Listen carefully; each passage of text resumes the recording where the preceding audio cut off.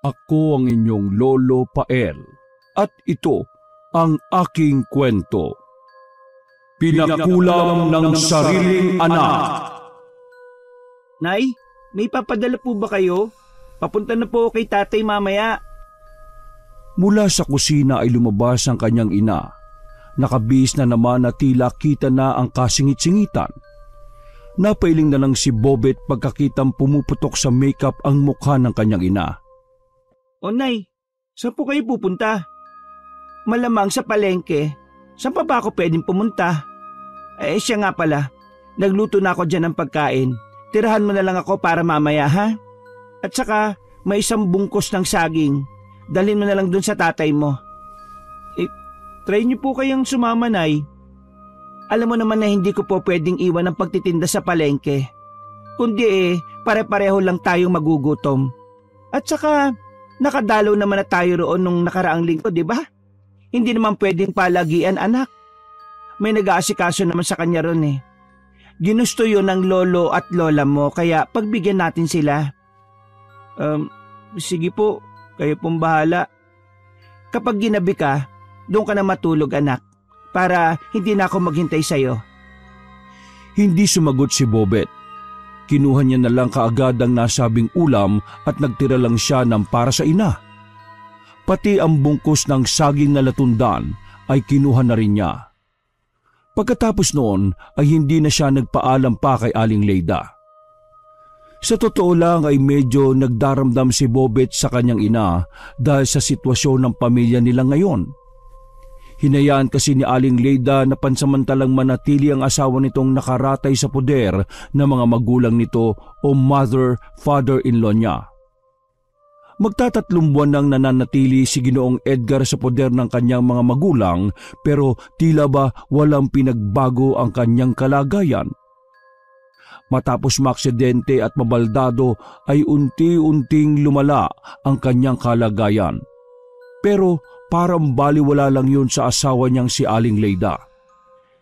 Sa katunayan, kaya nagdaramdam din si Boyet ay nakikita niyang kasing tila naging pabor pa para sa kanyang ina ang ganoong sitwasyon. Hindi na rin kasi lingid sa binatilyo ang kumakalat na balita patungkol sa kalaguyo ni Aling Leyda. Kung makapanamit si nanay at makapag-makeup, akala niya wala siyang asawa.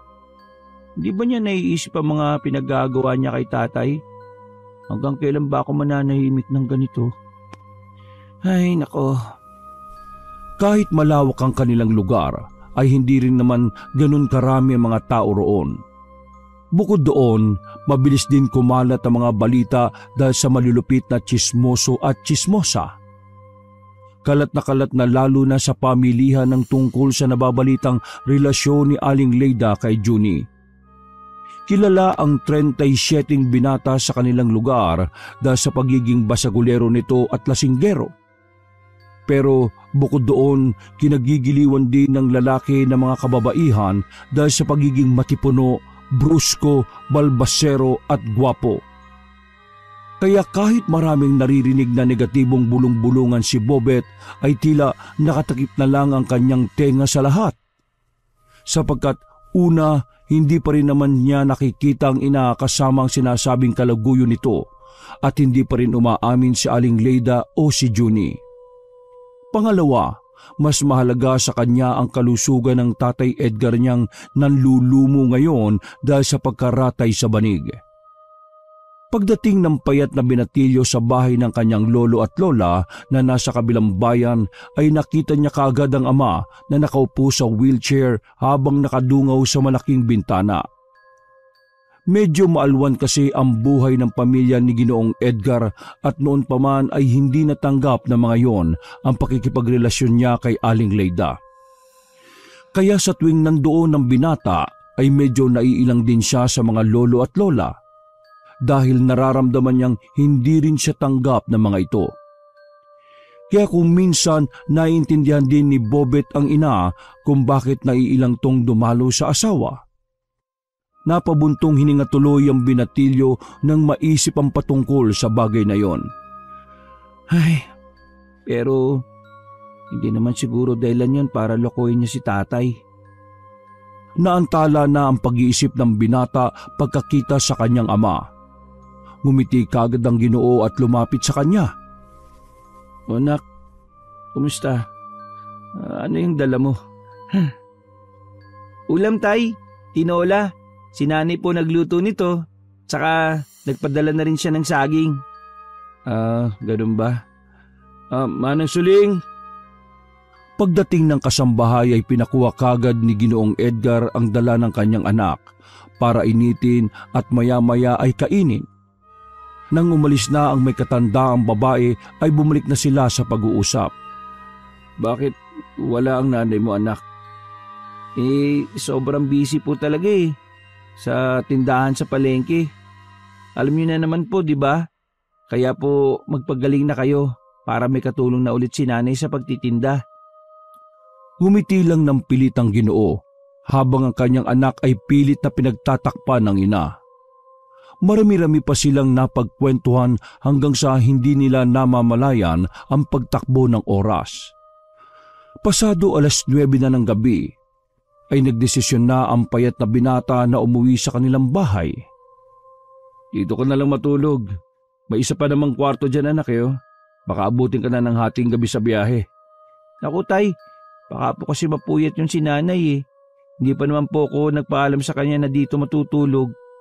Baka nga kanina pa po nag-aalala yun Ay, sa bagay. O siya, paano? Mag-iingat ka sa biyahe, anak ha. Dalas-dalasan nyo naman yung pagdalaw sa akin para hindi naman ako nalulungkot dito. Sige po, balik na po kasi kayo sa bahay, tay. Hinihintay ko lang na sunduin ako ng nanay mo, anak. Ayaw ko namang maging pabigat sa inyo ng nanay mo. Kung handa na ulit siyang makasama ako, sasama naman ako pabalik Niyakap na lang ng payat na binata ang kanyang ama bago lumabas ng bahay. Hindi na siya nakapagpaalam sa lolo at lola niya sapagkat maagang natulog ang mga yon.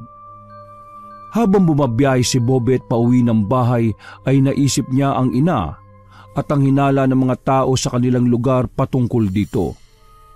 Ito talaga ang dahilan kaya kahit gusto na niyang matulog sa bahay ng kanyang lolo at lola ay hindi niya ginawa. Kinukutubang kasi siya sa pwedeng mangyari na hindi nga siya nagkamali. Pasado 10:30 na ng gabi, nang nasa tapat na siya ng kanilang bakuran ay nakita niya si Junie na kumakatok sa pinto ng kanilang bahay. Pagkadaka ay bumukas yun kung saan bumungad si Aling Leyda na abot tenga ang ngiti. Napasandal naman sa isang gilid ang payat na binata at lumapit ng kaunti habang pinakikinggan ng dalawa sa pag-uusap. Nang pinagmamasdan niya ang ina, ay kitang-kita rito ang pagkagiliw habang kaharap ang kalaguyo. Kung ganun, totoo nga talaga. Kaya pala gusto ni nanay na doon ako kina lolo at lola matulog Natigilan na siya sa ibinubulong pagkarinig na magsalita ang bruskong lalaki. Ano? Maaga ba ako? Nag-ayos pa to ng buhok habang ikinikindat-kindat ang mga mata. May dala rin itong 3 piraso ng pulang rosas na kaagad inabot kay Aling Leyda. Para sa'yo, 3 rosas na ang ibig sabihin, mahal kita, Leyda. Napakunot noo ang payat na binata matapos yung marinig, pero mas lalo siyang nakaramdam ng inis pagkakita naman kung paano tumugon ng kanyang ina. Talaga? Mahal mo ko? Oo naman, mahal na mahal. Pero teka, baka gising pa ang anak mo Huwag ka mag-alala. Doon ko siya pinatulog sa bahay ng lolo at lola niya. Kaya kahit mapaaga ayos lang dahil solo natin ang gabing ito. Ano, namiss mo ba ako? Nakaramdam na matinding pagkainis si Bobet pagkakita niyang hinawakan ng ina ang pisngi ng kalaguyo nito. Gusto niyang maiyak at sumigaw subalit pinigilan niya ang sarili kaya maikpit na lang siyang napakuyom ng kamao. Miss na miss. Ikaw ba? Hindi mo ba ako na miss? Mahal kong Leyda. Kasi kung hindi mo naman pala ako na miss, bakit mo pa ako pinapunta? Uwi na nga lang ako. Kung hayaan mo lang akong tumayo rito. Bago pa matapos ng lalaking matipuno ang sinasabi nito ay hinagkan na siya ng babae. Ikinagulat ito ng gusto ni Bobet pero tila na estatwa naman siya at wala ring nagawa kundi mainis na lang at mapaiyak nang hindi namamalayan habang pinakikinggan kung paano maglambingan ng dalawa na parang walang nasisirang relasyon. Miss na kita. Gusto kitang palagi makasama, no? Sa totoo lang, Junie. Mabuti naman kung ganun. Ako kasi, miss na kita eh. Palagi kitang naiisip. Kung talaga namimiss mo rin ako, bakit di mo pa ako tawagin mahal? Mahal? Sobrang namimiss kita. Ang labi mo, ang katawan mo, ang yakap mo, ang lahat ng sayo, palagi akong nasasabik. Akin ka lang, Leida, ha? Oo, sayo lang ako. Mahal kong Junie, at akin ka lang din. Pagkasabing yon ay naghalikan na naman ang dalawa hanggang sa pumasok na sila sa loob ng bahay at nagkandado ng pintuan. Hindi naman makapaniwala si Bobet sa kanyang mga nasaksihan.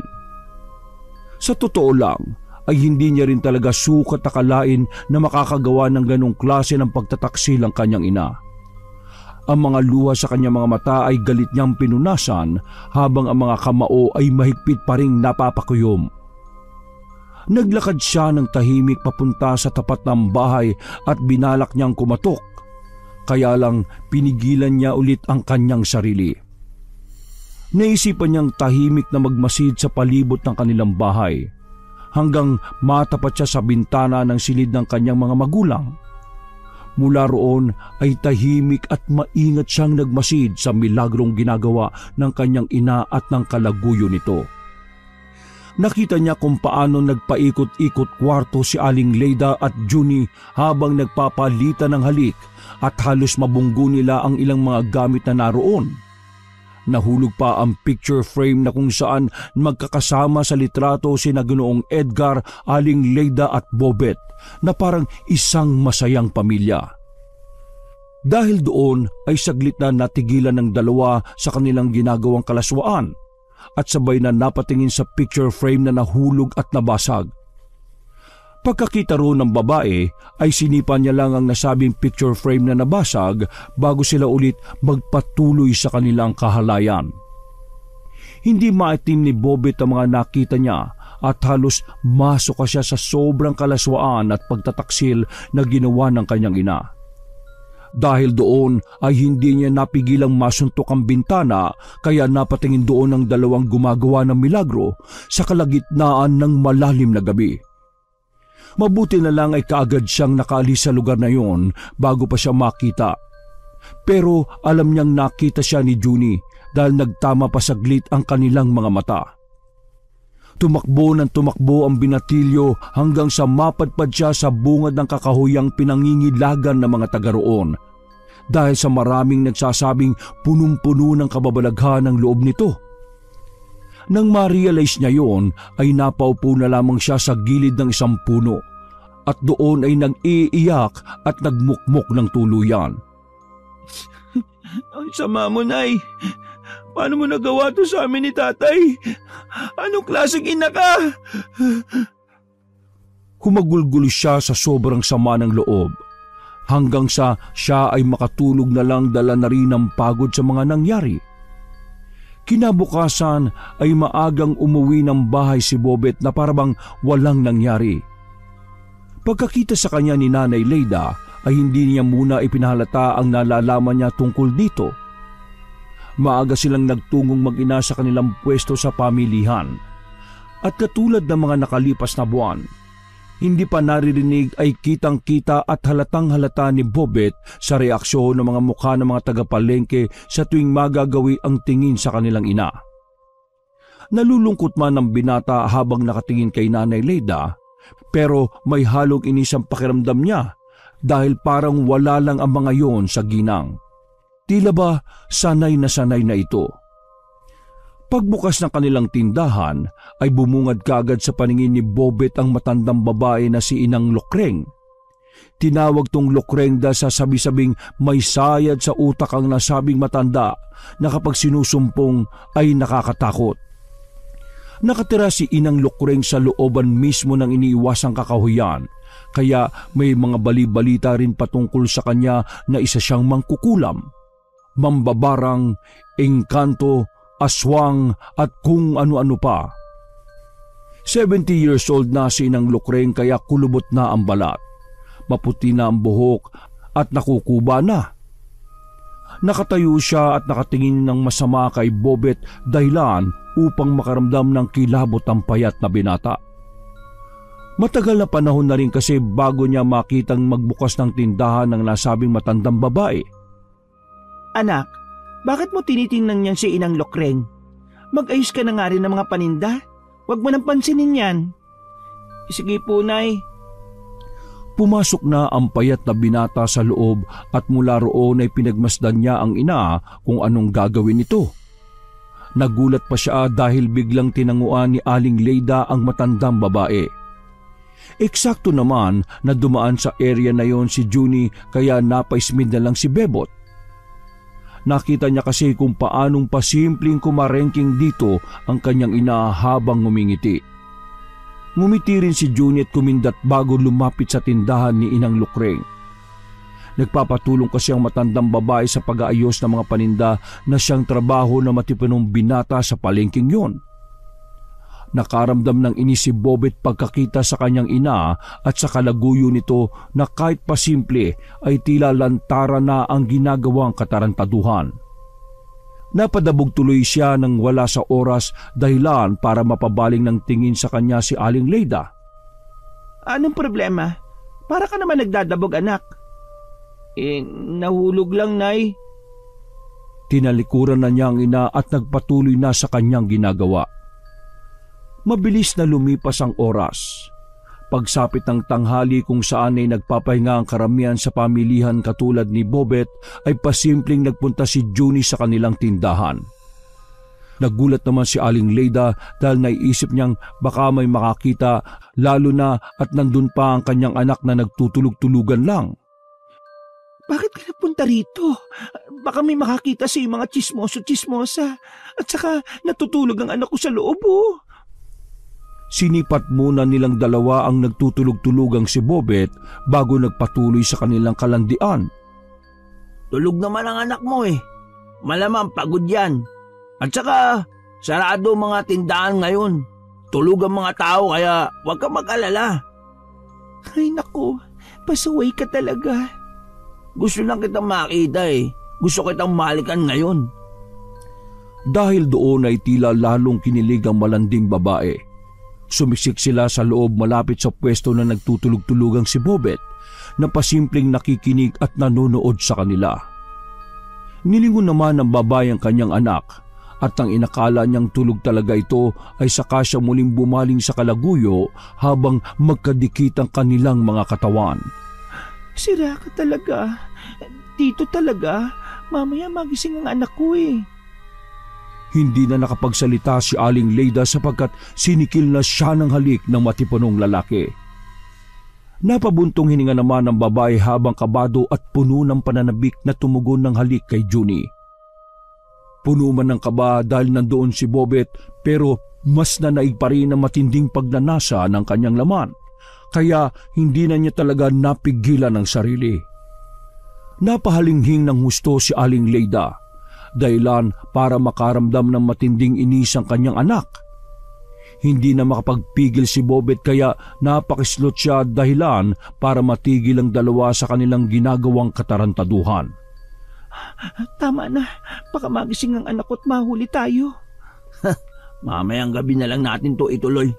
Gusto ko na ulit may mangyari sa atin katulad kagabi. Nandiyan na nga ang anak ko, paano yan? Madali lang naman gawa ng paraan yan eh. Basta kapag tulog na siya, pupunta ako ulit sa inyo, mamaya, sa kaparehong oras. Kumislot-kislot na si Bobet para matigil ng dalawa sa kalandian nila. Pero bago umalis si Junie ay sinikil pa nito ng halik ang babae na kilig naman sa mga nangyari. Pag-alis ng matipunong lalaki ay napakagatlabi na lamang si Aling Leida bago sumunod sa bungad ng tindahan. Napadilat na si Bobet at sinundan ng tingin ng ina kaya nakita niya si Inang Lukring mula sa tapat naman ng tindahan nito na nakatitig ng masama sa kanyang ina. Dahil sa tingin na yon ay bigla na lang nangilabot ang katawan ni Bobet. Hindi niya lang maintindihan kung bakit pero parang may kung anong takot ang bigla na lang namuo sa kanyang puso. Umiwas na lang siya ng tingin para hindi magtuloy-tuloy ang takot na nararamdaman hanggang sa marinig niya ng mahinang boses ng kanyang ina. Makatingin naman tong matandang kuba na to. Tche! Mapaklang initian ni Aling Leyda matandang babae bago pumasok sa loob ng kanilang tindahan para magpahinga na rin. Bumalik naman sa pagpikit si Bobet hanggang sa tuluyan na nga rin siyang makatulog ng mahimbing hanggang sa sumapit ang hapon. Pasado 3:30 ng hapon, muling nagbalik ang operasyon ng tindahan hanggang sa pagsapit ng 8:00 ng gabi. Kitang-kita ni Bobet ang tuwa sa mukha ng ina sapagkat marami silang naging benta. Kaya bumili na lang sila ng lechon manok bilang ulam sa hapunan. At pagkatapos kumain ay maagang nag-asikaso si Aling Leyda dahil may sikretong bisita siya mamayang gabi. Paglabas niya ng banyo na katatapos lang sa pagsha-shower ay tinanong siya kaagad ng anak. Nay, kailan ulit natin dadalawin si tatay? Tumingin lang sa kanya ang babae habang nagtutuloy-tuloy sa paglalakad hanggang sa makarating sa kwarto nito. Pagkasara ng pinto ay saka siya sumimangot habang nagbibihis. Ikaw na lang muna siguro, anak. Alam mo namang busy tayo sa palengke. Kung pareho tayong dadalaw doon, walang magbabantay. Hindi niyo po ba namimiss ang tatay? Nagbihis muna ang ginang at paglabas nito ng silid ay saka niya hinarap si Bobet na seryosong nakaupo sa niluluma nilang kawayang sofa. Hindi naman sa hindi ko namimiss ang tatay mo, anak. Miss na miss ko na ang tatay mo sa totoo lang pero anong magagawa ko? Ang Lolo Alvino at Lola Natasha mo, gusto nilang nandun sa kanila ang tatay mo. Saka alam mo naman kung anong tingin sa atin ng mga yun, hindi ba? Hindi naman lingid sa iyo na mababa lang ang tingin ng mga yun sa akin. Habang pinakikinggan ng ina ay tila ba hindi na magawang maniwala pa ni Bobet sa mga sinasabi nito matapos niyang makumpirma at makita mismo ng dalawang mga mata ang panlolokong ginagawa nito. Kung ako lang gustong-gusto kong umuwi na rito ang tatay mo. Miss na miss ko na siya Gustong-gusto ko nang mabuo ulit tayong pamilya. Ang kaso, kapag pinagpipilitan kong bawiin at iuwi rito ang tatay mo, baka lalo lang magalit sa akin ang lolo at lola mo. Lalo talaga sila magagalit sa iyo kapag nalaman nila yung mga pinaggagawa mo, Nay. Ano? May sinasabi ka ba, anak? Wala po. Tumayo na ang binata at nagpunta sa kanyang kwarto para doon pag-isipan kung sasabihin niya ba o hindi sa kanyang ama ang ginagawang panloloko sa kanila ng magaling niyang nanay. Saglit din siyang naupo sa tapat ng bintana para magnilay-nilay kung paano at kung kailan nagsimula ang panloloko ng kanyang ina. Sa pagkakatanda niya kasi, bago ang aksidente ay maayos naman ang pagsasama ng kanyang mga magulang. Wala siyang nakikitang dahilan para mangabit ang kanyang nanay Leyda. Nang maisip ni Bebot na magkakahiwalay ang kanyang mga magulang kapag sinabi niya sa ama ang nalaman niya ay nakaramdam siya ng lungkot. At kahit na naiinis siya sa ina dahil sa ginagawa nitong mali ay mahal niya pa rin ito. Ilang minuto pa ay saglit siyang lumabas ng silid para uminom ng tubig. Nang nasa kusina na, ay napansin niya sa basurahan ang basag na picture frame. Dinampot niya ito at eksakto namang pagdating din ng kanyang nanay Leyda. Bakit nasa basura na to, Nay? Kasi yung picture frame nabasag. Oo, nabasag. Pati yung picture natin. Lalong nagkaroon tuloy ng pagdaramdam ang payat na binata kaya kinuha na lang niya ang picture at naglakad na pabalik sa kanyang kwarto. Nagkulong siya roon at nakatulog habang yakap-yakap ang nasabing larawan ng masaya niyang pamilya. Pagsapit ng 12:00 ng hating gabi, ay napabangon si Bobet mula sa mahimbing na pagkakatulog. Nakarinig kasi siya ng mga pagkatok. Bumangon siya at sinilip yon sa maliit na butas sa pinto ng kanyang kwarto. Doon nakita niya nga ulit ang kalaguyo ni Aling Leida na si Junie. Pansin niyang tila nagdadalawang isip ang kanyang ina na patuloyin ang matipunong lalaki. Pero pinakitaan lang siya nito ng pamatay ng ngiti at nakakaakit na katawan at bumigay na din siya. Nagubad kasi kagad ng damit ang lalaki at nang makita ni Aling Leida magandang hubog ng katawan nitong medyo mabuhok, ay nanaig kagad ang kanyang pagnanasa. Hindi mo ba ako papapasukin, mahal? Huwag ka masyadong maingay. Baka magising ang anak ko. Sabi mo Tara, mahal, ituloy na natin ang naudlot na laban kanina. Excited na talaga akong matikmang kaulit Miss na kita Nang mag-flex ng magandang katawan si Junie, ay napalunoklaway na lang ang malanding babae. Lalo na nang makita niya ang maamo nitong mukha, pati ang tingin at ngiting ng aakit. Para siyang maiihi doon pa lamang. Parang natulala ka na dyan, mahal. Ayaw mo ba? Sabi mo lang para umuwi na lang ako at matulog. Hindi na nakapagpigil si Aling Leida. Siya na ang unang humalik sa lalaking kanina pa siya inaakit-akit. Nagdire-diretso na sila sa loob at pakalabog na sinara ang pinto na tila wala nang pakialam kung may makarinig man o wala. Walang kaabog-abog nga nilang ginawa ang kalaswaan sa mismong sala ng bahay. Halos makagat naman ni Bobet ang labi dahil sa pagpipigil sa galit habang pinagmamasdan ng ina at ang kalaguyo nitong gumagawa ng kamunduhan. Hindi na pinagmasdan ng payat na binata ang iba pang kalaswaang ginagawa ng kanyang ina dahil nagtalakbong na lamang siya ng kumot habang tahimik na umiiyak. Galit na galit habang pinakikinggan ng nasasarapang halinghing ng kanyang ina. At dahil doon ay marami mga masasamang bagay na pumasok sa kanyang isip. Hanggang matapos ang katarantaduhan ni na Aling Leida at Junie. Isang oras pagkatapos ng katahimikan ay pasimpleng lumabas ng silid si Bobet at nakita niya sa salang ina kasama ang kalaguyo nito na natutulog ng mahimbing sa sofa. Galit niyang pinagmasdan ng mga ito habang napapakuyom ng mga kamay.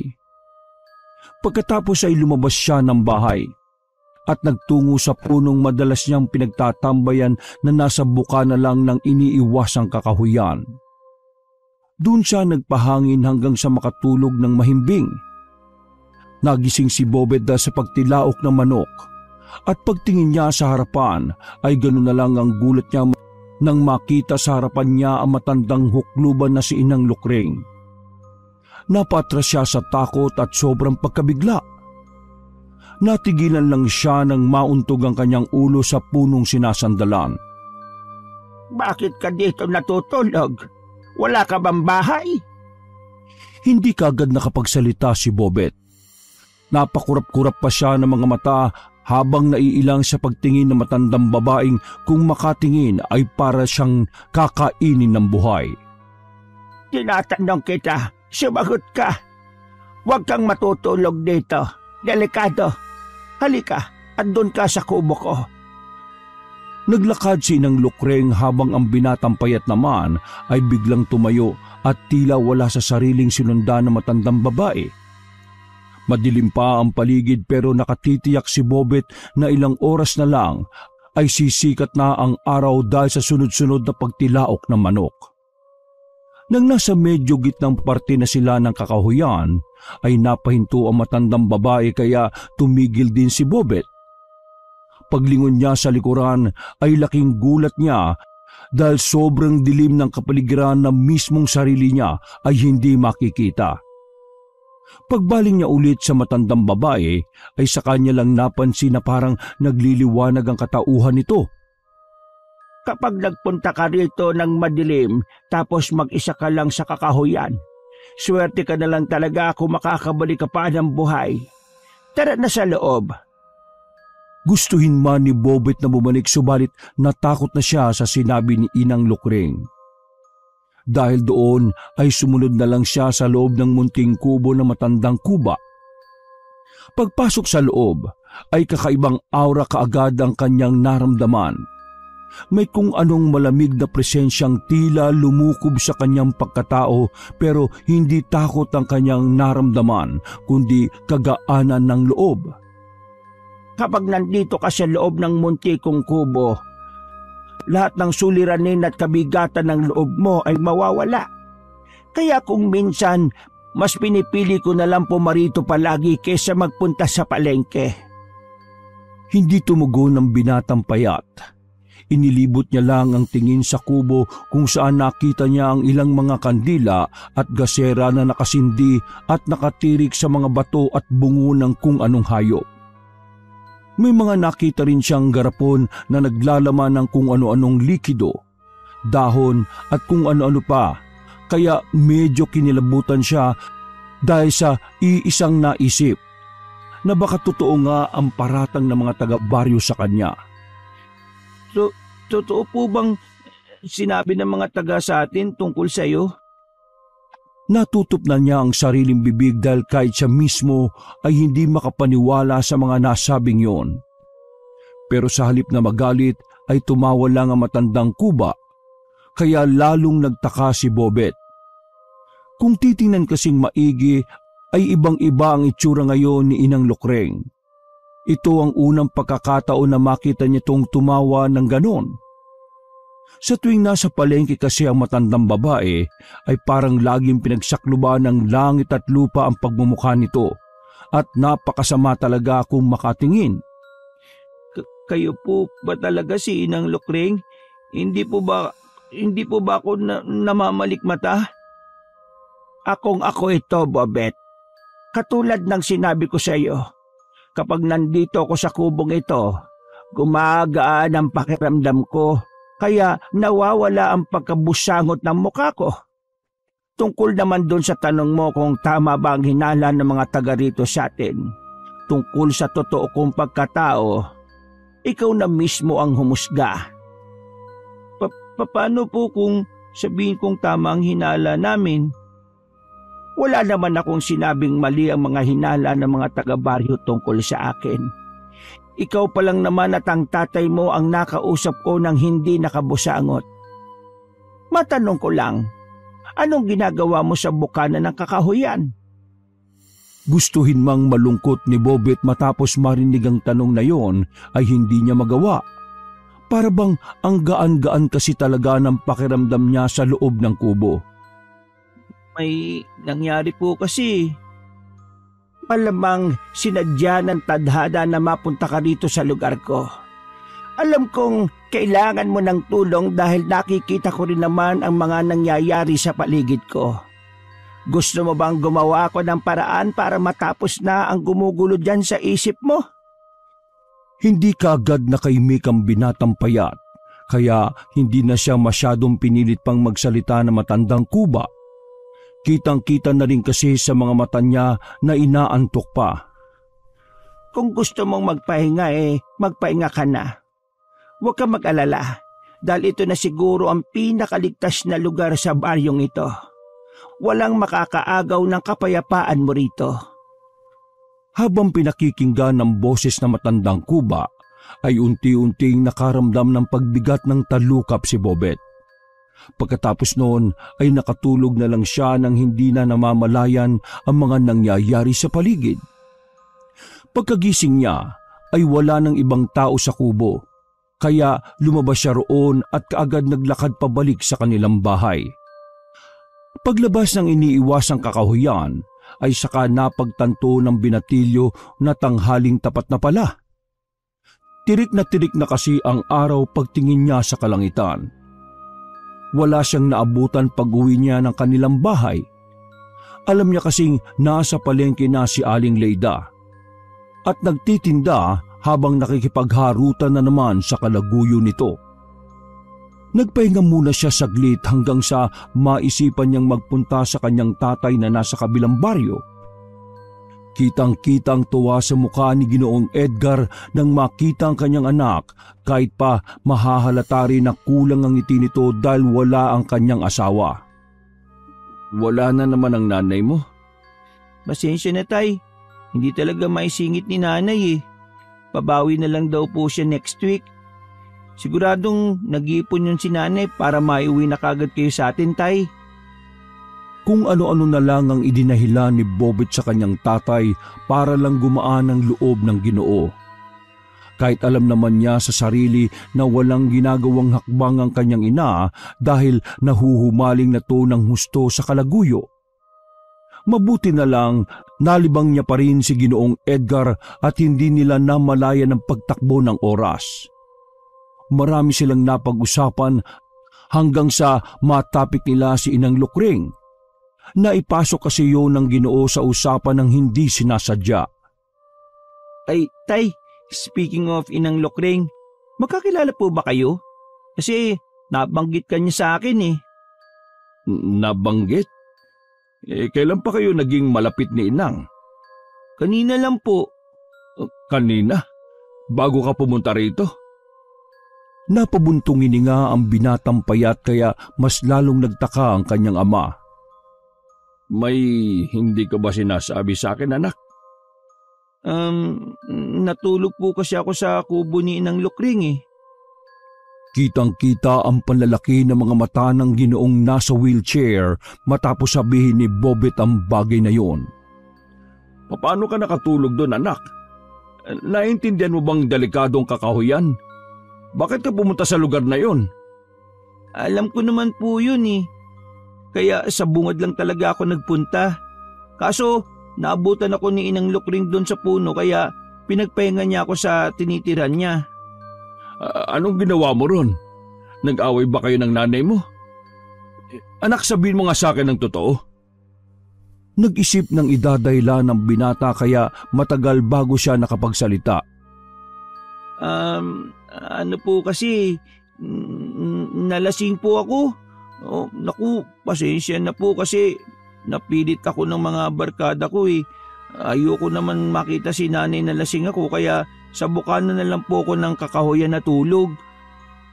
Huminga na lang ng malalim ang Ginoo habang nakatingin sa nag-iisa niyang anak. Pagkadakay nilapitan niya ito sa kayang wheelchair. Anak, kapag ganon dito ka na lang pumunta sa bahay. Mabuti na lang pala at nakita ka ni Inang Lukring. Sige po tay, pero nagtataka lang ako. Bakit mo sa gitna siya ng kakahuyan nakatira? At saka bakit niya hinahayaan ng mga tao na husgahan siya? Ngayon ko lang po na-realize na sobrang bait pala ni Inang Lukring, no? Sigurado naman nakita mo na ang loob ng kubo niya. Kaya sige, sasabihin ko na rin. Isang mabuting mangkukulam si Inang Lukring. At kaya siya nandun sa kakahuyan para bantayan ng mga taong pumapasok doon. Para hindi sila maligaw ng mga masasamang elemento o kung anumang nananahan doon. Nananahan? Oo. Punong-puno ng kababalaghan ng kakahuyan na yon kaya kahit dati pa, bibihira ang taong naglalakas loob na pumunta roon. Kaya sana ito nang huli na maririnig ko sa iyo na nagpunta ka roon, ha? Paano na lang kung wala si Inang Lukring? Sige po tay, pasensya na po talaga. Pagkatapos ng mahaba pa nilang pag-uusap ay pasado 5:30 na ng hapon. Pagkatapos magmeryenda ay nagpaalam na ang binatang payat sa kanyang ama. Ganon din sa lolo at lola niya. Pagdating niya sa palengke, sa pwesto nila ay naabutan niyang malungkot ang ina.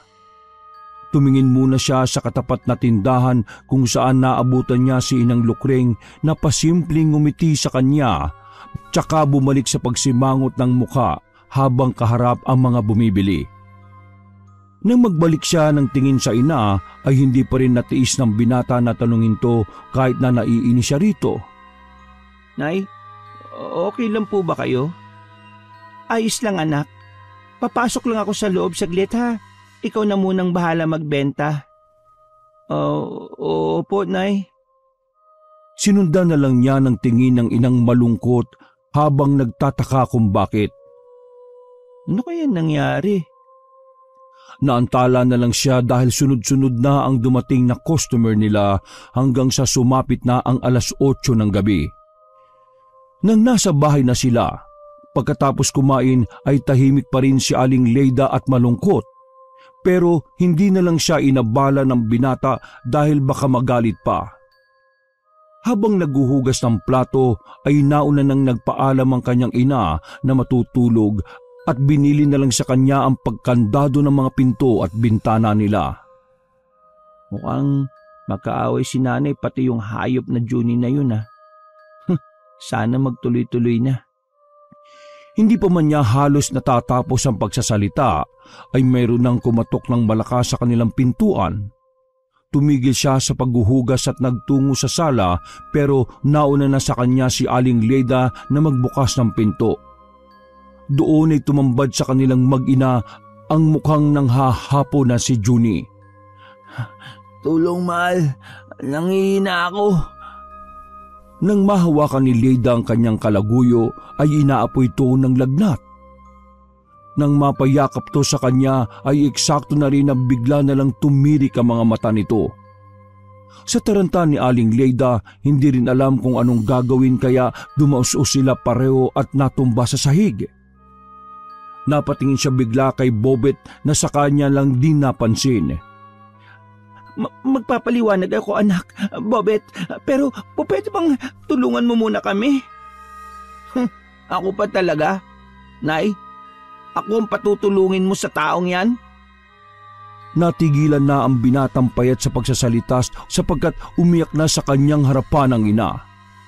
Naghalo tuloy ang inis at awa na naramdaman niya para dito kaya hindi na lang din nakaimik ang binata. Nak, please naman tulong. Tumawag ka ng tricycle. Baka kumapano si Junie. Mas inuna mo pang asikasuhin ng taong yan kaysa kay tatay? Pagkasabing yun ay umiiyak na lumabas ng bahay si Bobet at tumakbo palayo. Hindi na niya inintindi ang iba pang sinasabi ng kanyang ina. Pero nang makita siya ng tricycle ay sinabihan na niya kagad to pero hindi na siya sumama. Nagpatuloy siya sa pagtakbo hanggang sa mapadpad sa bukana ng iniilagang kakahuyan. Habang nakatingin sa kadiliman noon ay muling sumagi sa isip niya ang sinabi ng baldadong ama. Punong-puno ng kababalaghan ng kakahuyan na yon kaya kahit dati pa, bibihira ang taong naglalakas loob na pumunta roon. Kaya sana ito na ang huli na maririnig ko sa iyo na magpupunta ka ron, ha?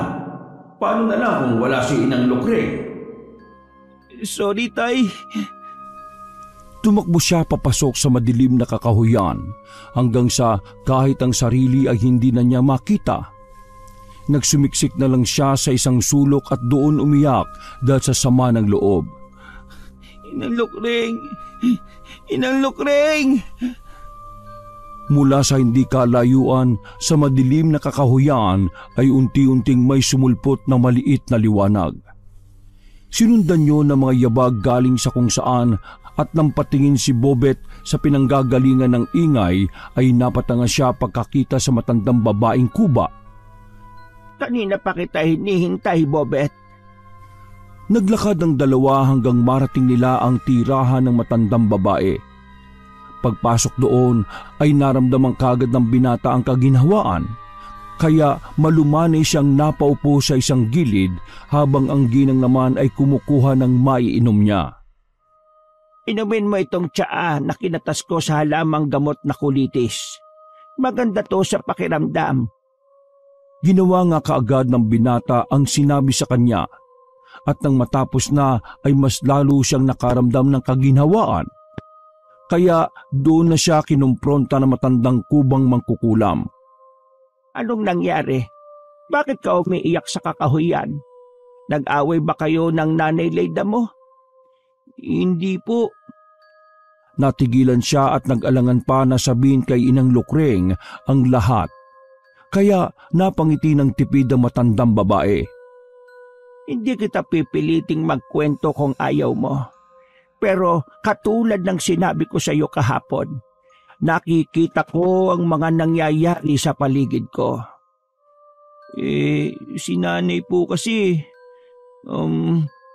meron siyang, paano ko ba sasabihin to? Ano po kasi, Inang Lukring, si nanay at si Johnny, yung lalaking gwapong kargador sa palengke na ubod ng yabang at hangin. Meron silang relasyon ng nanay mo.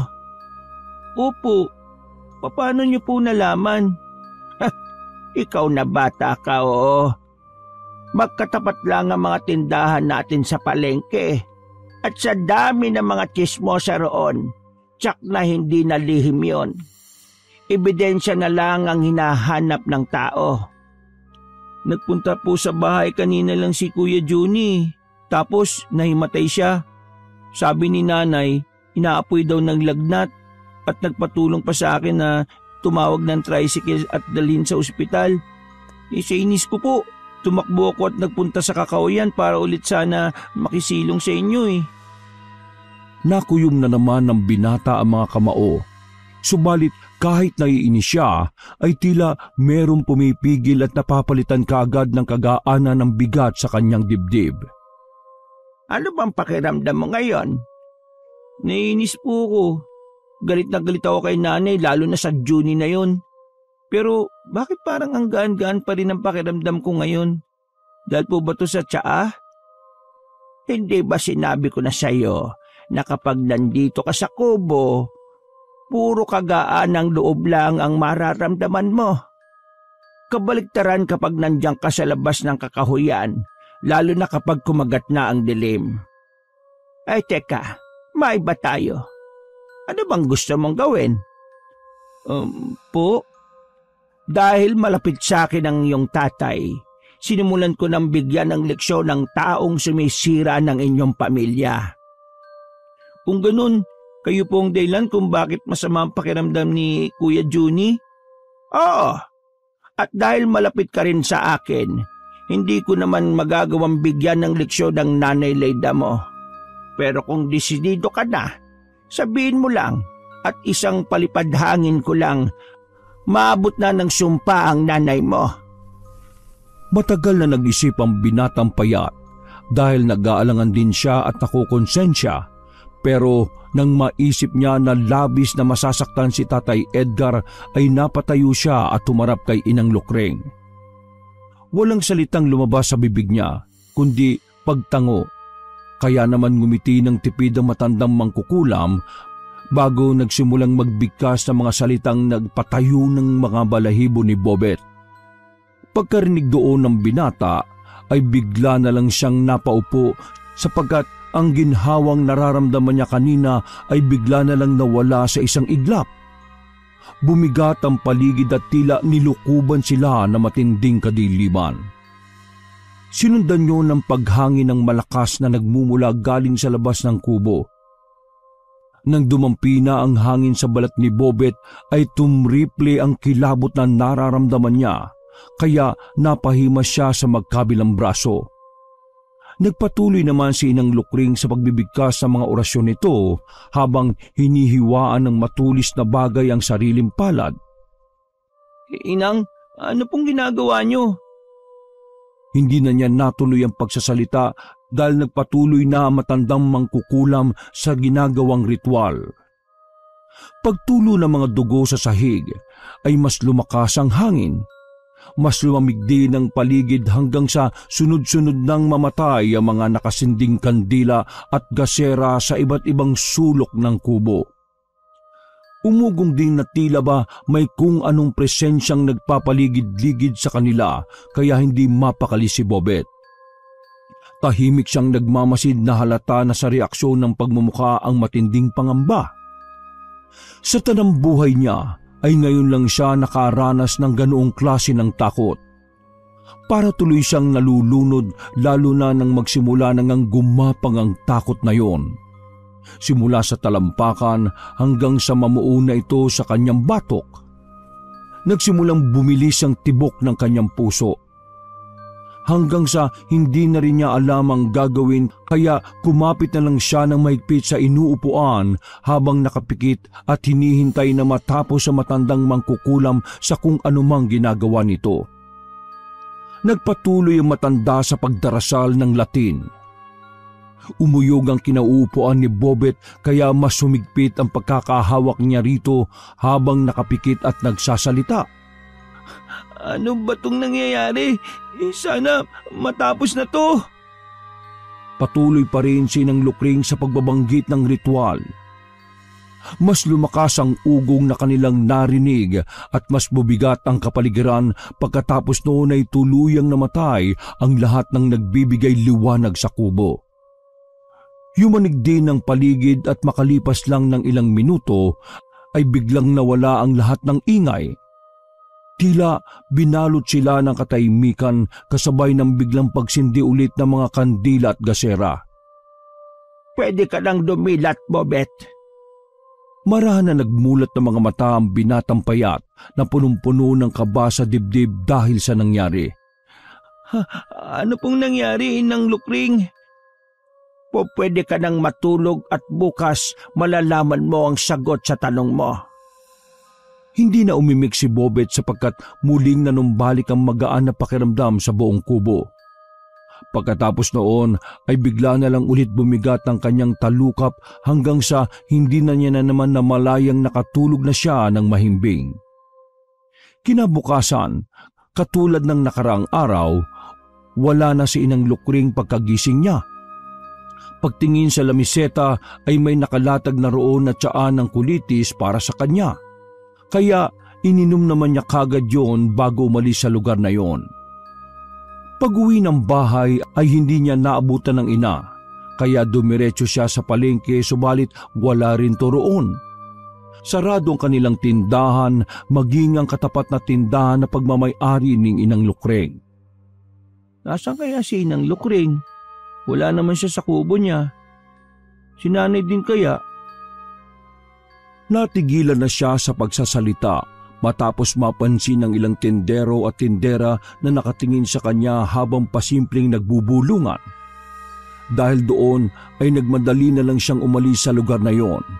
Hanggang sa mabalitaan na nga niya sa ilang mga osisero at osisera na nasa ospital ang kanyang ina kasama ang kalaguyo nito.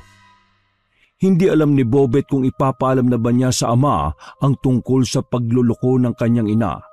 Kaya bumalik siya saglit sa kanilang bahay para makapag-isip-isip. Ano na, Bobet? Pupunta ka ba sa tatay mo at sasabihin ng lahat-lahat? O wag muna? Ay nako, nasa kaya si Inang Lukring? Bahala na nga. Ang nauna niya na lang naisip gawin ay puntahan ang sinasabing ospital kung saan dinala si Junie. Gusto niya kasing makita kung ano na rin ang lagay nito. Makalipas ang ilang minuto, pagdating sa ospital ay nalaman niya kung saang ward naka-admit ang kalaguyo ng kanyang ina. Pagdating doon ay hindi rin niya inaasahan ang makikita. Teka, bakit pareho silang nakahiga sa hospital bed? Eksaktong pagkasabi niya noon ay biglang kinumbulsyon ng nanay niyang walang malay. Pagkakita niya rito ay bigla siyang natulala, lalo na nang bumula ng husto ang bibig ni Aling Leida. Para siyang naistatwa sa kinatatayuan at tinutulungan ng ilang nurse ang kanyang ina, ay nakatingin lang siya na parang lutang na lutang dahil sa mga nangyayari. Saka na lang may biglang pumasok sa kanyang utak patungkol sa nangyari kagabi. Naalala niya ang mga sinabi ni Inang Lukring na pagbibigay ng leksyon sa kanyang ina at sa kalaguyo nito. Pinakulam ko ang sarili kong nanay. Naantala na lang siya ng mabunggo ng isang nurse na tutulong din sa matinding pagbula ng bibig ni Aling Leida. Pagkatapos noon ay napalingon naman siya kay Junie dahil bigla na lang tong tinakpan ng puting kumot sa hindi niya maintindihang dahilan. Napatunong tuloy siya sa isipan sa hindi rin malamang kadahilanan. Anong nangyari kay Kuya Junie? Sa kanya lang napagtanto kung ano ang nangyari kay Junie nang isa-isang inalis ng mga nurse na naroon ang ilang kagamitan nito. Bago ilipat sa isang stretcher. Patay na si Kuya Junie? Pagkalabas ng patay na katawan ni Juni sa ward na yon ay nabaling siya ulit sa ina na tumigil na sa pagbula ng bibig dahil sa naagapan ng mga nurse na naroon. Tiningnan siya ng isang babae at tinanong kung kaano-ano niya si Leyda. Nanay ko po siya eh. Ano pong nangyari kay nanay? Halata sa nanginginig niyang boses sa matinding takot na nararamdaman para sa kalagayan ng kanyang ina. Hindi niya rin kasi sukat akalain na ganun katindi ang tinutukoy na leksyon ni Inang Lukring. Ang mas ikinabahala pa ni Bobet ay baka sapitin din ni Aling Leyda ang katulad ng sinapit ni Juni. At nang marinig niya ang positibong tugon ng nurse ay guminhawa kahit papaano ang kanyang pakiramdam. Pero hindi pa rin siya nagpakampante sapagkat hindi pa rin daw ligtas si Aling Leyda dahil sa hindi pa rin natutukoy kung ano ang totoong findings nito. Doon niya naisip si Tatay Edgar, kaya lang ay hindi naman niya po pwedeng iwan ng mag-isa ang ina sa ganoong kalagayan. Akong may sala nito eh. Pinakulam ko si nanay. Hindi ko alam na ganito pala katindi ang leksyon na sinasabi ni Inang Lukring. At makalipas ang ilang minuto ay dumating na ulit ang manggagamot. Sa dami ng sinabi nito ay wala na halos maintindihan si Bobet, dala na rin sa kaguluhan ng pag-iisip dahil sa nangyari kay Aling Leyda na kagagawan niya mismo. Kaya pagsapit pasado 12:00 ng tanghali, ay pinakiusapan niya ang nurse na bantayan si Aling Leyda dahil pupuntahan niya ang kanyang amang naka-wheelchair lang din. Dahil sa awa, kaya pumayag na rin ang mga manggagamot. Mabilis na lumipas ang oras. Bago puntahan ng binata si Tatay Edgar ay hinagilap niya muna ang matandang mangkukulam, subalit katulad kanina, bigo rin siyang makita ito. Kahit pa pinuntahan na niya sa kakahuyan. Pasado 3:30 nang marating niya ang bahay ng ama at pagdating doon ay nakita niya ang wheelchair sa sala pero wala roon si Ginoong Edgar. Pagkakita niya kay Manang Suling ay nilapitan niya kagad ito at kinumpronta kung nasaan ang kanyang tatay. Nasaan po si tatay, Manang Suling? Pinasunod siya ng matandang kasambahay sa isang silid na nasa pinakababa ng kanilang bahay. At mula sa tapat ng pintong nakasara ay iniwan na siya ni Manang Suling. Nang mawala na sa paningin niya ang kasambahay, ay saka niya ibinaling ang tingin sa nakasarang pinto. Napakunot noo siya na punong-puno ng pagtataka. Ito kasi ang unang pagkakataon niya na makarating sa lugar na yon magmula nang mapuntahan niya ang magarang bahay na yon. May kwarto pala silang ganito. Sabi ni Manang Suling, kumatok na lang daw ako bago pumasok eh. Ano kaya ang ginagawa ni tatay rito? At saka, bakit nandun sa sala yung wheelchair niya? Naglakad na ang binatang payat at kumatok ng 3 beses sa nakasarang pinto. Pagkarinig niya sa mahinang boses ng ama mula sa silid na nagsabing tuloy ay ipinitan niya ang doorknob at marahang binuksan ang pinto. Nakita niya ang ama na nakaupo at tumiinom ng kung ano mula sa tasang hawak nito. Pamilyar sa kanya ang amoy na yon, kaya napakunot noo siya kasunod ng paglingon ni Ginoong Edgar sa kanya. Tay, tsaan ng kulitis ba yan? Oo anak, halika rito, maupo ka. May kailangan tayong pag-usapan. Dali-dali ngang umupo ang binata at nagtatakang pinagmasdan ng kanyang tatay. Ilang saglit pagkatapos ay muling uminom ang Ginoo ng nasabing tsaa ay bigla siyang tumayo na ikinabigla ng sobra ni Bobet. Ha? Tay, paanong nakakalakad na kayo? Ang tanong ko muna ang sagutin mo. Hindi ba't sinabi ko sa iyo na huwag ka nang pupunta sa mapanganib na kakahuyan? Bakit hindi mo pinakinggan ang sinabi ko? Laking pagtataka ni Bobet kung paano nalaman ng kanyang tatay ang tungkol sa bagay na yon. At bago pa siya makasagot ay nagsalita na ulit si Ginoong Edgar. Dumaan dito si Inang Lukring kanina at nagdala ng tsaa.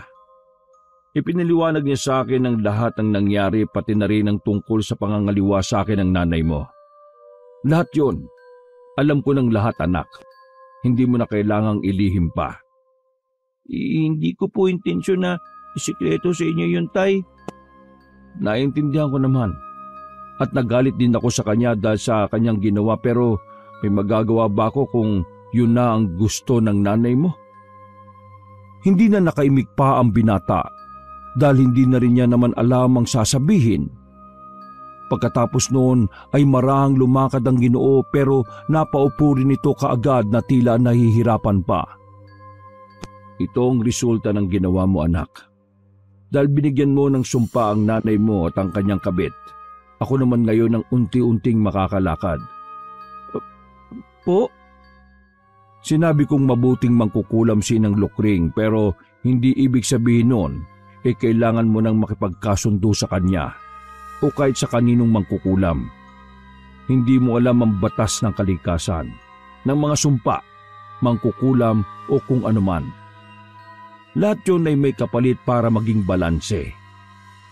Hindi pa rin makapaniwala si Bobit sa kanyang narinig, kaya halos maiyak na lamang siya sa mga sinabi ng kanyang tatay. Sa kalooban niya, hindi niya rin naman gusto ang mga nangyari. Marahil ay nadala lang siya ng galit dahil sa pagtataksil ng kanyang ina. Tay, kakausapin ko ulit si Inang Lukring na tanggalin ang kulam na binigay niya kay nanay.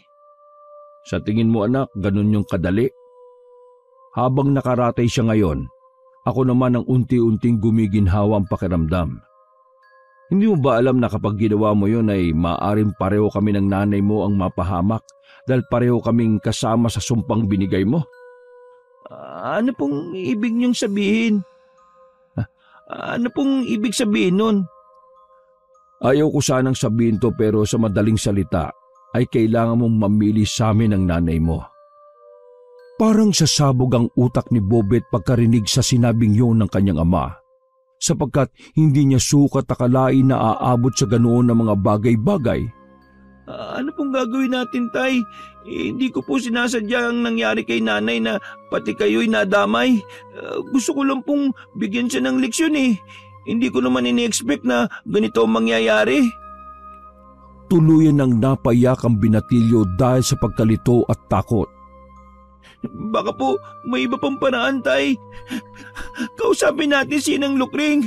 Hanapin natin siya. Tay, ayoko pong pareho kayo mawala ni nanay sa akin. Sorry, Tay. Hindi ko po sinasadya itong nangyari. Nadala lang ako sa sobrang galit ko eh. Malungkot lang siyang minasdan ng Ginoo habang umiiyak at nagpapatuloy sa kung ano-anong sinasabi. Tay, pakiusapan natin si Inang Lukring. Puntahan natin siya sa kakauyan. Parang awa niyo na, Tay. Ayaw ko mapahama kayo ni nanay. Gusto ko lang magkasama-sama ulit at mabuo ang pamilya natin katulad noon. Puno ng awang nilapitan ng Ginoo ang kanyang ama at niyakap ng maigpit, kaya mas lalo itong napahagulgol sa pag-iyak. Pagkatapos ng madrama nilang tagpo, ay sinamahan na nga niya ang anak na magpunta sa ospital. Nag-wheelchair pa rin si Ginoong Edgar sapagkat ayaw nilang magtaka ang mga tao kapag nakitang nakakalakad na kagad siya. Nang nasa loob pa ng ward, ay pinagmasdan ng mag-ama si Aling Leyda na gising na rin at pansamantalang pinapakain ng nurse. Pagkakita ng ginang sa kanyang mag-ama ay bigla siyang naiyak. Kinuha naman ni Bobit ang pagkain at pinakausapan ng nurse na siya na ang magpapakain noon. Hindi ko alam kung anong nangyari. Bigla na lang akong nanghina at sumama ang pakiramdam pagkatapos kong dalhin dito si... Alam ko na ang lahat ng tungkol sa inyo ng kabit mo. Hindi nakapagsalita si Aling Leyda dahil sa pagkagulat.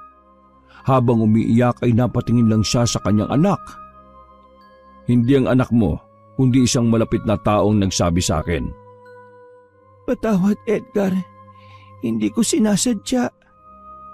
Hindi mo kailangang humingi ng tawad, lalo na kung sinadya mo ang isang bagay na paulit-ulit mong ginawa. Huwag mo ring sabihin na hindi mo sinadya ang bagay na yon, dahil alam mong sa sarili mong gusto mo ang mga nangyayari. Pero hindi ako galit o nagtatanim ng sama ng loob laban sa iyo. Sadyang hindi ko pa alam kung paano ka patatawarin sa ngayon. Umiyak na lang ng umiyak ang ginang habang pinagmamasdan lang siya ng mag-ama. At kahit gaano ang nangyari ay awang-awa pa rin si Bobit sa ina kaya niyakap niya ito ng mahigpit. Dahil sa ginawa mo, naudyukan mo ang anak natin na gumawa ng mga bagay na hindi maganda. Ito ang resulta ng ginawa mo. Ang buong pamilya mo ang nahihirapan. Kung ako lang ang tatanungin, gusto na lang kitang pabayaan katulad ng ginawa mo sa akin eh. Pero para sa anak natin, nandito ako. Pero katulad ng sinabi ko kanina, sadyang hindi ko pa alam kung paano ka patatawarin sa ngayon. Naintindihan ko. Sorry sa inyo. Anak, sorry sa iyo. Wala nang nagsalita sa kanila pagkatapos ng pag-uusap na yon. At makalipas ang ilang pang minuto nang makatulog na ang ginang, ay muling nagpaalam ang mag-ama sa nurse sapagkat may kailangan silang gawin. Mabuti na lang at pumayag ang naatasan nilang nurse dahil sinabihan to ni Ginoong Edgar na magdadagdag na lang ng ekstrang bayad. Pasado 10:00 ng hating gabi, nagtungo ang mag-ama sa iniiwasang kakahuyan. Gumamit ng flashlight ang dalawa hanggang sa makarating sila sa kalagitnaan ng kakahuyan kung saan naroon ang munting kubo ni Aling Lukring. Tay, pagod na po ba kayo? Medyo anak. Saglit lang Magpapahinga lang ako saglit.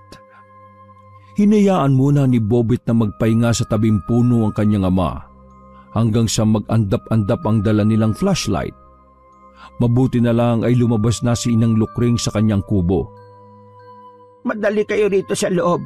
Huwag kayong magtatagal dito sa labas kapag ganitong oras. Wala na ngang inaksayang oras sa mag-ama. Sumunod sila sa matandang mangkukulam hanggang makapasok sa kubo. Guminhawa kagad ang pakiramdam nila pagkapasok sa loob. Tila ba lahat ng pagod ay bigla na lang nawala kaya nakapagpahinga ng maayos si Ginoong Edgar. Sa tingin mo, hindi ko alam ang pakay ninyo. Sinabi ko na sa iyo kanina, hindi ba Edgar, na hindi basta-basta ang pagbabawi ng sumpa o kulam. Dahil una, maaari itong bumalik ng doble sa nagbigay ng sumpa na siguradong ikapapahamak niya. Nagulat ng gusto si Bobit nang malaman niya yon. Hindi niya kasi talaga alam na ganoon ang consequence ng kanyang ginawa. Maari pala siyang mapahamak ng nagkataon. Pangalawa, pwedeng hindi pa rin umepekto ang pagbawi at mas lalong lumala ang sitwasyon ng pinagbigyan ng sumpa at ang mga kadikit nito. Inang, parang awa niyo na po. Bawiin niyo na po ang sumpa. Wala na akong paki kung bumalik sa akin ng triple o mapahamak ako. Gusto ko lang maligtas sa mga magulang ko at magkaayos ulit sila. Huwag kang tanga, bata. Kung mapapahamak ka lang din, paano pa mabubuo ang pamilya mo? Hindi na nakaimik si Bobet. Umiyak na lang siya nung umiyak kaya inakay na lang siya ng ama hanggang tumahimik siya. Nang tahimik na ang lahat, ay nagsimula na rin ang matandang babae. Naglapag siya ng isang itim na kandila sa maliit na lamesa sa pagitan nilang tatlo at doon pinagmasdan niya ang mag-ama. Bigkasin niyo pareho ang buong pangalan ni Leyda ng 3 ulit. Pagkatapos magbigkas ng mag-ama ay kaagad bumulong ang matandang mangkukulam na mga dasal na siya lang ang nakakaintindi. Ilang ulit niya yung binigkas bago siya tumigil at hinarap ang mag-ama. Habang nagpapatuloy ako sa pagdarasal ko, simulan na rin yung magdasal ng tahimik. Dahil sinasabi ko sa inyo, hindi madali itong gagawin natin. Lahat tayo ay maaaring mapahamak. Mahirap kapag galing sa kalikasan ng binitiwang sumpa. Matalim ang hangin, mapaminsala ang lupa. Nakakapaso ang apoy at nakakalunod ang tubig. Nagkatinginan lang ang mag-ama bago tumango sa matandang kuba. Nagsimula na siya sa kanyang ritual. Nagwika na siya ng panibagong orasyon. Nagsimula naman pumikit at magdasal si Ginoong Edgar at Bobet katulad ng bilin sa kanila. Habang tumatagal sa pag-uulit ng orasyon ni Inang Lukreng ay mas bumibigat at mas lumalamig ang presensya sa buong paligid. Nagpatuloy naman sa pagdarasal habang napapakapit ng husto ang mag-ama. Damang-dama nila na tila may kung anong hindi kaaya-ayang puwersa ang bigla na lang lumukod sa kanila. Dahil doon ay napahawak si Bobet sa kamay ng ama habang pasimpleng idinidilat ang mga mata. Doon ay nakita niya kung paanong tila magapoy ang buong kapaligiran. Kaya pala pakiramdam niya ay sobrang init. Nang igala niyang tingin ay nagimbal siya sa nasaksihan. Iba't ibang uri ng demonyo at kung ano-anong nakakatakot na nilalang ang kanyang nakita dahilan para siya ay mapasigaw sa takot. Nasa impyerno na ba tayo? Pumikit ka at magdasal ng tahimik! Huwag mong puputulin ang ritual ko! Dahil doon na hindi na umimik pa si Boyet. Pumikit na lang siya ulit habang maigpit na nakakapit sa kamay ng ama at nananalangin ng taimtim katulad ng bili na matandang mangkukulam. Nagsimulang umugong ng malakas at unti-unting yumanig ang lupa. Nakiramdam lang ang binatang payat habang patuloy na nananalangin sa kanyang isip na sana ay matapos na ang lahat ng ito. Patuloy pa rin sa pagdarasal si Inang Lukreng. Ilang saglit pa ay nawala rin bigla ang mga ingay. Para bang kinain sila ng katahimikan na kahit ang ingay ng mga kuliglig mula sa labas ng kubo ay hindi nila maririnig. Kahit ang ihip ng hangin ay para rin tumigil sa loob ng silid. Nanatiling walang nagsasalita at gumagalaw sa kanila. Gusto rin sanang idilat ni Bobet ang mga mata para tingnan kung ano ang nangyayari kaya lang ay natatakot siyang baka makita na naman niya ang malaimpyernong lugar na nakita niya kanina. Mas lalong uminit ang pakiramdam nila sa pananahimik na yon. Hanggang sa biglang umihip ang hangin mula sa pinto at bintana dahilan para mamatay ang lahat ng mga kandila na nagbibigay ninga sa buong silid. Mas trumiple ang lamig at bigat na nararamdaman ng mag-ama. Uminit din ang kapaligiran na para silang inaapuyan at pagkatapos noon ay nakarinig sila ng mga ingay. Iba't ibang klase ng kaluskos mula sa palibot ng kubo. Tumagal ang mga yon ng ilang minuto bago tuluyang nawala. Magpatuloy kayo sa panalangin at kahit anong mangyari ay wag na wag kayong didilat hanggang sa hindi ko sinasabi. Pagkatapos sabihin niyo na matanda ay nagpatak ulit to ng dugo niya sa sahig, kasunod ng isa-isang pagsindi sa kandilang itim na namatay. Nang masindihan na ay nagsimula ulit siyang magdasal ng mga salitang siya lang ang nakakaintindi. Nagimbal sila lahat ng biglang yumanig ng malakas ang buong paligid. Dahilan upang maglaglagan ng mga bagay-bagay at iba pang gamit ng matandang mangkukulam. Namatay ang iba pang nagsisilbi nilang liwanag kaya tuluyan silang nilamon ng kadiliman. Pagkatapos noon ay isang nakakapangilabot na tinig ang kanilang narinig. Pinaghalo-halong boses na tila galit at nagsusumigaw. Nanatili namang nakakapit si Bobet sa kanyang ama na hindi niya na rin sigurado kung ayos pa ba. Naramdaman niya kasi na malamig na ang kamay nito na parang isang bangkay. Didilat sana siya kaya lang ay naalala niya ang bilin ni Inang Lukreng. Lord, iligtas niyo po ang pamilya ko. Ikaw lang ang makakagawa nito, Panginoon. Pinagkakatiwala ko po sa inyo si tatay, si nanay, at kahit na si Inang Lukreng. Tulungan mo po kami! Mas tumindi ang pagyanig, pero hindi rin nagpatinag si Inang Lukreng na nagpatuloy sa kanyang ritual. Isang nakagigimbal na pinaghalo-halong tinig mula sa ilalim ng lupa ang kanilang narinig bago tuluyan silang nilamon ng matinding katahimikan. Pagkatapos noon ay parabang nanghina silang lahat. Nawala ng lakas sa mga kamay ni Bobet kaya napabitaw siya ng pagkapit sa ama. Pagdilat ay nakita niyang tila lantang gulay na si Ginoong Edgar habang naglalaway. Nag-alala siya ng husto at sinubukang hawakan ng kanyang tatay subalit hinang-hina siya. Nang masulyapan ng binatang payatang kinaroroonan ni Inang Lukreng ay mas lalo siyang nagulat sapagkat nakahandusay na to sa sahig. Tapos na. Nagtagumpay tayo.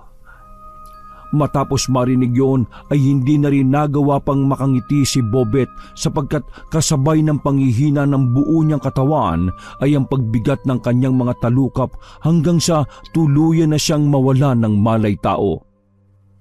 Nagising na lang ang binatilyo matapos marinig ang mahinang pag-uusap ng mga pamilyar na boses. Nang unti-unting luminaw ang kanyang paningin ay naaninag niya ang ama pati si Aling Lukring na masayang nag-uusap. Nagising ka na pala, anak. Inumin mo tong kulitis para guminhawa kaagad ang pakiramdam mo. Ininom nga niya kaagad ang nasabing tsaa. At nang bumuti na ang kanyang pakiramdam, ay pinaliwanag nga ng dalawa na naresolba na nila ang lahat. Kaagad silang nagtungo sa ospital at ganun na lang ang tuwa ni Bobet pagkakita sa ina na ayos na ito. Nakaligtas ang ina sa sumpang si Bobet mismo ang humiling. Nay, sorry po kung ako mismo ang nagpakulam sa inyo. Hindi ko po sinasadya. Nagalit lang kasi talaga ako eh. Sorry po Matapos nilang magkapatawaran ay muling nabuo ang kanilang pamilya. Subalit, hindi na ito katulad ng dati dahil nagkaroon na ito ng lamat. Magkaganon man ay pinilit nilang mamuhay ng masaya bilang isang pamilya. Nang magkita naman sina Bobet at ng matandang mangkukulam ay hindi niya maiwasang matanong to. Inang, kung alam niyo po na may masamang epekto ang ginawa kong pangkukulam kay nanay, bakit niyo po ako pinayagan? Si Juni ang dahilan kung bakit nasira ang buhay ng aking anak. Kailangan ko ring gamitin ang galit mo para may pagiganti rin ang nagpakamatay kong anak. Kahit mangkukulam ako at may kakayahan, hindi ko naman po pwedeng basta-basta gamitin to dahil may batas ang kalikasan. Naging sakripisyo ka para matupad yon. Wakas!